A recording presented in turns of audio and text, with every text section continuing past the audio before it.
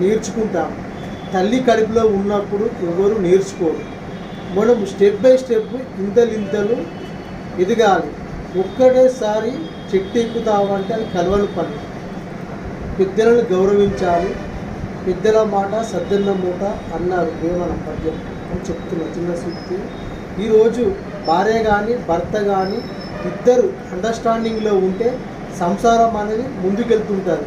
ఒక అప్పు చేయాలన్నా చేయాలన్నా భార్య భర్తలు అండర్స్టాండింగ్ ఉండి ఏ విధంగా అప్పును సాల్వ్ చేయాలి, భర్తకు తెలియకుండా భార్యకు, భార్య ఎదుర్కొంటే భర్తకు చేస్తే వీళ్ళు సమస్యలు చిన్నవి ఏర్పడతాయి.